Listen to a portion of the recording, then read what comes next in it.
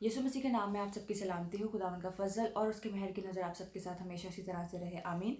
आज हम पढ़ेंगे गज़ात की किताब, उसका 16 नंबर बाब और उसकी 20वीं आयत पढ़ूंगी। फिर उसने कहा, ऐ शमसून, फलस्ती तुझ पर चढ़ आए।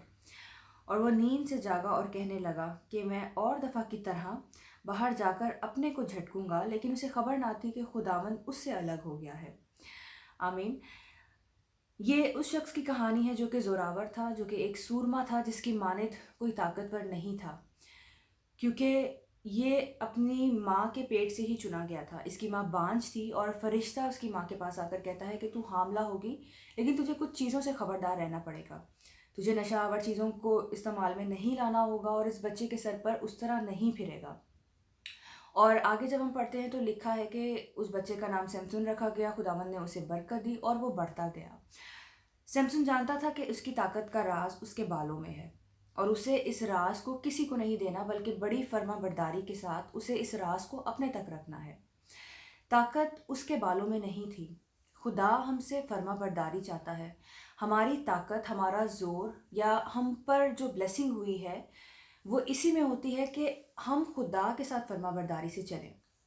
हम जो भी कुछ करते हैं वो हमारी अपनी कुव्वत नहीं होती, बेशक वो खुदा का फजल होता है। हम अच्छा खाते हैं, अच्छा पीते हैं, अच्छा पहनते हैं या दूसरों के लिए हम एक अच्छा नमूना बनते हैं, तो भी इसमें हमारा कोई कमाल नहीं होता। जब तक हम खुदा के साथ फर्माबरदारी में चलते हैं, खुदा का फजल भरा हाथ हमारे साथ होता है। खुदा का हाथ ही हमें ताकत देता है और खुदा का हाथ ही हमें शरीरों पर या अबलीस की हर लानतों पर गलबा दिलाता है। सैमसन एक बहुत ज़बरदस्त सूरमा था, लेकिन सैमसन की ज़िंदगी में एक औरत आती है जो कि फ़लस्तियों ने भेजी होती है, और सैमसन उसे बता देता है कि मेरी ताकत का राज मेरे बाल हैं। वो औरत किसी तरह से उसके बाल काटती है और उसे कहती है कि फ़लस्ती तुझ पर चढ़ आए। सैमसन समझता है कि हर बार की तरह इस दफ़ा भी मैं उन पर फतह पा लूँगा, मैं उन पर गालिब आ जाऊँगा। लेकिन क्योंकि सैमसन उस फर्मा बरदारी से निकल जाता है, अपने उस राज को किसी औरत के ऊपर या किसी शख्स के ऊपर रिवील कर देता है, जो कि उसे खुदा के साथ बनाए रखना होता है, जो कि खुदा के साथ उसे वफादारी में चलना होता है, वो उस वफादारी से हट जाता है।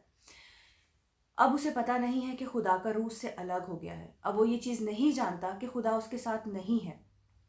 जब खुदा हमारे साथ नहीं है तो हमारे पास कुछ भी नहीं है। आपके पास दौलत हो सकती है, पैसा हो सकता है, आपके पास सब कुछ हो सकता है, लेकिन अगर खुदा आपके साथ नहीं है तो आप बिल्कुल खाली हैं। अगर खुदा आपके साथ नहीं है तो आपके पास ना इत्मीनान है, ना तसल्ली है, चाहे आपके पास दुनिया की हर चीज़ हो। लेकिन अगर खुदा आपके साथ नहीं है तो आपके पास कुछ भी नहीं है। सैमसन समझा कि मैं जाऊंगा और फ़लस्तियों पर गलबा पाऊंगा, लेकिन उसे ये मालूम ना था कि खुदा उससे दूर हो गया है।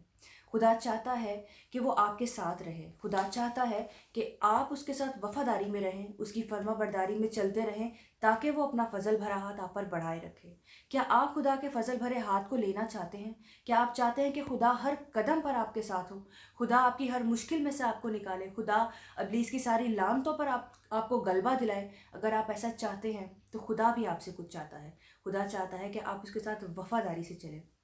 खुदा चाहता है कि आप इस तरह ना करें कि आज आप खुदा के साथ जुड़ जाएं और 2-4 दिन बाद आप दुनियावी ज़िंदगी जिएं। खुदा आपको मुकम्मल तौर पर अपना बनाना चाहता है और वो चाहता है कि आप भी मुकम्मल तौर पर उसे अपना खुदा जानें।